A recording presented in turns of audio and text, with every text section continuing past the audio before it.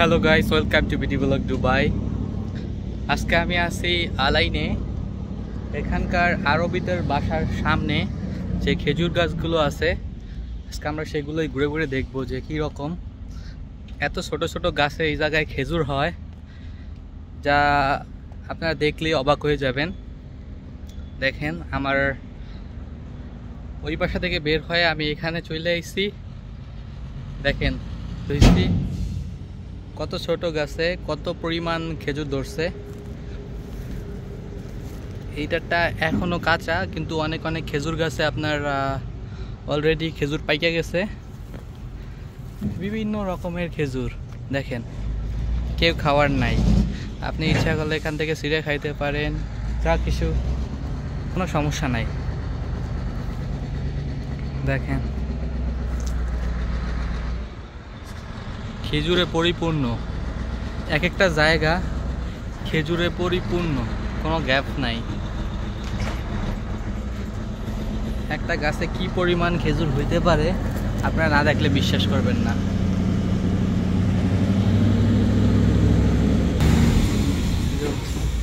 আরেকটু সামনে গেলে ওই জায়গায় আরো অনেক খেজুর গাছ আছে। এই যে আরবিদের বাসা। আলাইনে মূলত যারা এই দেশের লোকাল মানুষ, অরিজিনাল আরবি, তারা মূলত ওই জায়গায় বেশি থাকে আর কি। কারণ হচ্ছে অন্য যে ডিস্ট্রিক্টগুলো আছে ওইগুলোতে একটু কম থাকে, কারণ আলাইনের পরিবেশটা অনেকটাই আমাদের বাংলাদেশের মতো ঠান্ডা, এবং এখানে অনেক প্রাকৃতিক যে গাছগাছালি আছে সেইগুলো অন্য জায়গার চেয়ে অনেক বেশি।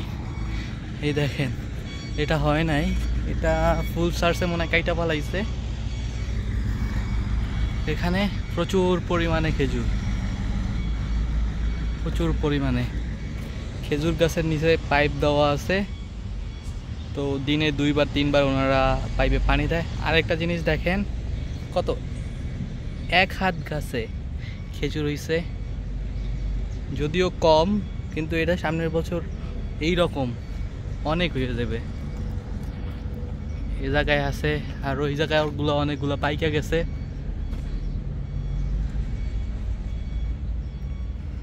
দেখেন, ওনারা নেট ব্যবহার করে থাকে। আপনার খেজুরগুলো নিচে পড়ে থাকলে দেখতে সুন্দর লাগে না, তারপরে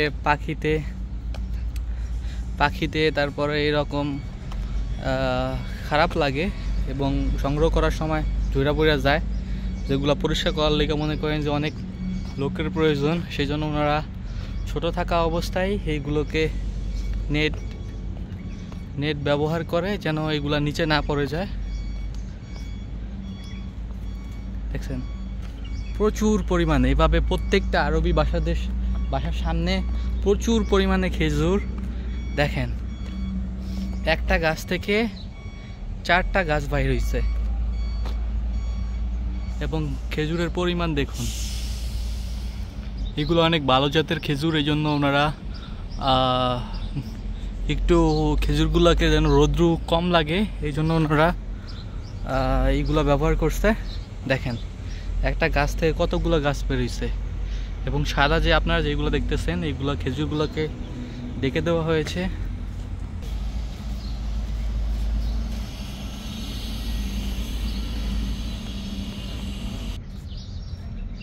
দেখুন, এইদিকে পুরাই খেজুর, এইগুলো একটু কাঁচা কাঁচা আছে, কিন্তু এইখানকার যেই খেজুরগুলো আছে এইগুলো অনেকটাই পাইকা গেছে, অনেকটাই লাল।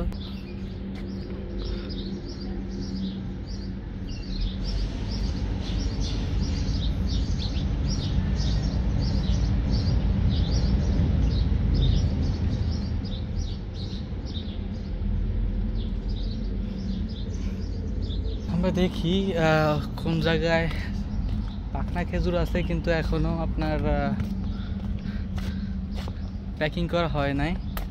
ওই জায়গা থেকে আমরা ইচ্ছা করলে খেজুর খাইতে পারি, এবং আশেপাশে অনেক গাছ আছে, আপনি ইচ্ছা করলে আপনি চাইলে খাইতে পারেন, কোনো সমস্যা নেই, এখানে কেউ আপনাকে না করবে না। আজকের ভিডিওটা এই পর্যন্তই। আশা করি আপনাদের অনেক ভালো লাগবে। যদি ভালো লেগে থাকে তাহলে অবশ্যই আমাদের চ্যানেলটাকে সাবস্ক্রাইব করবেন এবং পাশে থাকা বেল আইকনটি অন করে দিবেন, যেন আমরা নতুন নতুন ভিডিও সারা মাত্রই আপনারা পেয়ে যান। ধন্যবাদ সবাইকে।